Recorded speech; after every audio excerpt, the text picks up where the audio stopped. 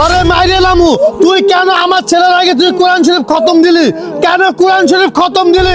তুই জানো সে এলাকার আমি চেয়ারম্যান, আমার ছেলে যদি কোরআন শরীফ খতম না দেয় তার আগে তুই কোরআন শরীফ কেন খতম দিলি? কোরআন শরীফ পড়তে আমার অনেক ভালো লাগে, তাই জন্য আমি কোরআন শরীফ তাড়াতাড়ি খতম দিয়েছি। তুই কি জানোস না এই এলাকার চেয়ারম্যান আমি? আমার ছেলে যদি তোর আগে কোরআন শরীফ না খতম দেয় তাহলে আমার মান সম্মান কিভাবে থাকবে? জাহাঙ্গীর সাহেব, আমার মেয়েকে ছাড়ুন। এই ছোট লোকের বাচ্চা, তুই কার হাত ধরছস? তুই কি জানোস না আমার ছেলের আগে এই এলাকার কেউ কোরআন শরীফ খতম দিতে পারবে না? তোর মেয়ে কেন কোরআন শরীফ খতম দিয়েছে? আল্লাহ তাআলার কোরআন আপনার একা না, সকলের। আমার মেয়ে আল্লাহ তাআলার কোরআনকে ভালোবাসে, তাই সে সবার আগে আপনার ছেলের আগে খতম করে দিছে। দাঁড়া, তোদেরকে এখনই শিক্ষা দিচ্ছি।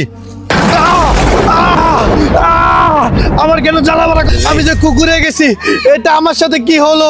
হে ভাই, আমাকে মাফ করে দেন। আমার টাকা পয়সা ধন সম্পদের কারণে আমার কাছে আজকে এরকম অশান্তি হয়ে গেল। আঙ্কেল, এটা আপনার পাপের শাস্তি। চলো মা, আমরা চলে যাই। কেউ এরকম পাপ করবেন না। আপনি যদি আপনার মাকে ভালোবাসেন তাহলে এই চ্যানেলটি সাবস্ক্রাইব করে যান।